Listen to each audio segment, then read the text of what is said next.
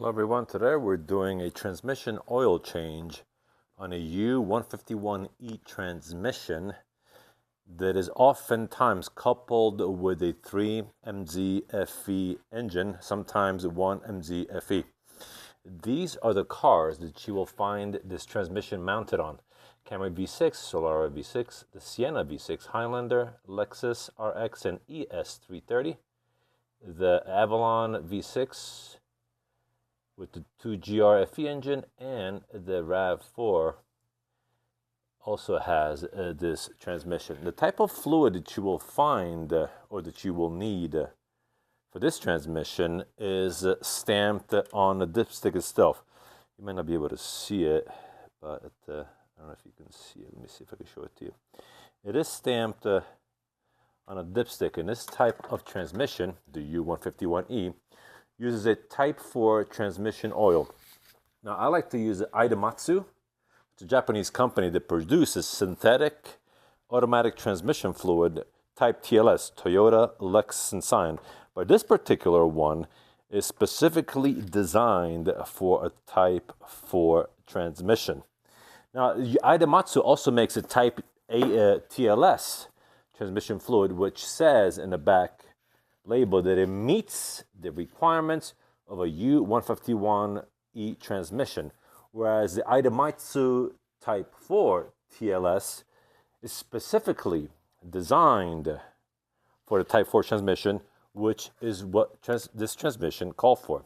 If you have any questions, just look at your dipstick on Toyotas. Oftentimes, it'll tell you what kind of oil your transmission will require. Now, you may ask yourself, but how do I know what kind of transmission my Toyota has? Well, if you go to your driver's side door, there is a sticker right here. And it'll tell you, for example, this is a U151E transmission. That's how I know. That being said, guys, let's get started. I've already dropped the plug on it right there, and I'm already draining the transmission. I do want to replace, I will remove the shroud also, because that'll enable me full access to the 10mm bolts, because not only are we changing the oil in this transmission, we're also going to replace the filter and the gasket. Now, this particular transmission, the U151E, sometimes comes with the fill and drain plugs for the differential, which also use a transmission oil. But this particular unit, because it says here, the automatic transaxle differential on some Avalon and Solara models has a separate lubricant supply with a check fill plug, which must be removed to check the level. However, on this particular unit, those fill and drain plugs do not exist. So all we're doing is the transmission oil pan with its drain plug, which uses a, let me see here. The drain plug has a, here it is, a size 10 Allen bolt here to remove the plug. All right, guys, that being said, let's do it. All right, guys, we are halfway through the job. We removed the left side shroud so that we can fully access, there we go. We can fully access the transmission. Here it is. We removed all the 10mm bolts. Now be careful, because there's going to be some that are under this subframe. There's 3 of them you won't be able to reach unless using a wrench, which will also be able to torque back on unless you have a dog bone, a 10mm dog bone, which you'll have to pick up if you want to properly do the job. We're now going to drop this filter. Also has the 3 10mm bolts. Once we drop the filter, we'll install the new ones. Here is the kit right here. This is a CarQuest kit, part number 96090, and it comes with a gasket for the oil pan, the filter, and an O-ring for the filter, which means that once you remove the filter under the transmission, make sure that that O-ring is also out of there, so that you don't have any problems. What we're going to do next is we're going to remove this gasket. It's the old one. Make sure that you properly clean the surface for the best adhesion of the new gasket on the pan. And we're going to clean the inside, and we're going to do an inspection to see if there's here. This is all the metallic residue from the clutches of the transmission. See it? This is all metallic stuff. It's stuck to the magnets of the. See it? That's because this transmission has 186,000 miles. But as far as the wearing characteristics, it's you're gonna have this this mud in here because things wear out. But you don't see any large chunks of any sort. So see, it's just that metallic mud that comes from the clutches. There's no large particles. So what we'll do is we'll clean these magnets, and we'll clean the pan. We'll put a gasket on it, and we're going to put an adhesive type of compound. As soon as I can find it, I'll show it to you, and we'll put everything back together. So let's do that. Okay, guys, we've dropped the transmission oil filter. This is the old oil O-ring. Your new one is already in, as you can see, just wet it with oil. And just be careful when you drop the transmission oil filter. Is going to spill even more oil. So we're going to install the new one right here. These are the bolts for it. They get torqued to 96 inch-pounds. Let's do it. Okay, guys, it's time to put this whole thing back together. The oil filter is in with the 3 bolts at, like I said, at 96 inch-pounds.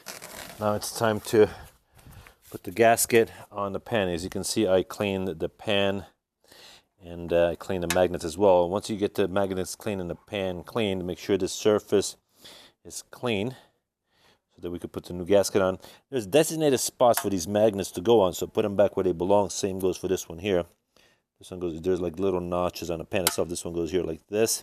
We're going to use some Permatex high-tech gasket sealant. We'll put a nice coating all the way around here so that when we put the gasket, it sticks to it. When it's nice and tacky, we'll place it on so that when the time comes to put the pan back under the transmission, the gasket doesn't slip around while we attempt to put the bolts through. Let's make it happen. Okay, we got the Permatex gasket sealant on the pan. You will need to put it not only on the pan but also on the back of the gasket, otherwise this thing is not going to work properly. Now it's nice and stuck on there, as you can see, not going anywhere, which will facilitate putting this oil pan on without the gasket sliding. It is a little messy, you keep that in mind, but don't be scared, don't be shy. Okay, you got the magnets back in place. All right, we're good to go. Let's put this baby back in. All right, guys, we are done here. All the bolts all the way around the pan. They're tight. The torque on that is 69 inch-pounds. Now you're going to want to do several circles around the pan at 69 inch-pounds until the torque wrench stops moving. Because the gasket is made of rubber, it'll push back and then it settles, and it push back and then it settles. And so what happened, it'll keep giving. Hence the reason why you're going to keep going around. You're going to keep going around at 69 inch-pounds until the torque wrench no longer spins. Drain plug, torque on that is 36 foot-pounds. The new O-ring part number is 095-149. That's the part number for the new O-ring on the drain plug. 36 foot-pounds, 69 inch-pounds all the way around the drain pan. 96 inch-pounds is the filter inside the pan. Remember the O-ring also that comes with the kit that I mentioned earlier. Now remember, I know you guys know this already, but I'm going to say it anyway, just for those who do not know. Every 12 inch-pounds is 1 foot-pound. 36 foot-pounds, 69 inch-pounds. 69 inch-pounds for the pan, 96 inch-pounds for the filter, 36 foot-pounds for the drain plug. Okay, guys, this is done. Let's put some oil in it, start it up, go through the gears, and we're going to talk about that shortly. All right, guys, this is the most critical part of this whole operation. As you can tell from this pan here, even though you can't quite see it, it's metered. It tells you how much oil you're draining, and I drained exactly, well, not exactly, but just under 5 quarts. So what I did, once I changed I dropped the pan, dropped the filter, and retorqued everything back up, I only put 4 quarts of oil in, not 5. Now, why did I do that? Because I want to ease up to the amount of exact fluid this transmission needs, because you cannot over service the transmission. You're gonna wait. Once you have you'll notice on this dipstick you have very narrow safety ranges. You have a very, let me see if can you see it? You have a very narrow safety range. You can see it. You have a very narrow safety range. 2 very close 2 notches at the bottom of the stick, and 2 very close notches right here. See it? Let me show you a little better. Let me see if I can show you right here. You see it? This is your safety range when the transmission is cold. This is your safety range when the transmission is hot. This transmission fluid will grow in volume as the transmission gets hot. So what I do, I continually, which you will also do, is continually check the oil until this transmission fluid reaches operating temperature. Now, mind you, the engine cooling system will reach operating temperature way before the transmission does. So what you're going to do, while the car is on jacks and the engine is running and you're checking for leaks, you're going to place your hand on the pan of the transmission. That will be your temperature sensor that will let you know when this thing has reached operating temperature. When that oil pan is nice and toasty and it's nice and hot, and you continually keep checking the transmission oil and it's not creeping up on a stick anymore, that's when you know that the transmission fluid has reached operating temperature. It's going to take a while. It might take you, 20 minutes, a half hour with the engine running and the transmission reaching operating temperature. But you're going to keep doing it. You're going to continually check the transmission oil. And if it doesn't move anymore, you're going to slowly add transmission fluid 50 to 100 cc at a time. Do not keep going more than that, because you do not want to over-service this transmission. You can look on the internet as to why. You're going to start creating overpressures. The transmission is going to start acting up on you. You're going to start developing leaks.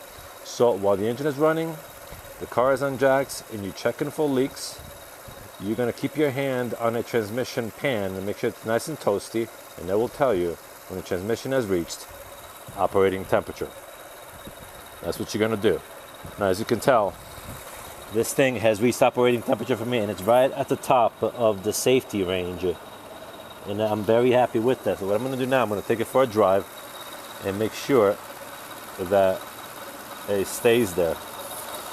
So this is it, guys. We're done it. It took about, I took 5 quarts out, but it took about 4.8 quarts, I want to say, 4.7 quarts to bring this thing up to the top of the hot range of the transmission.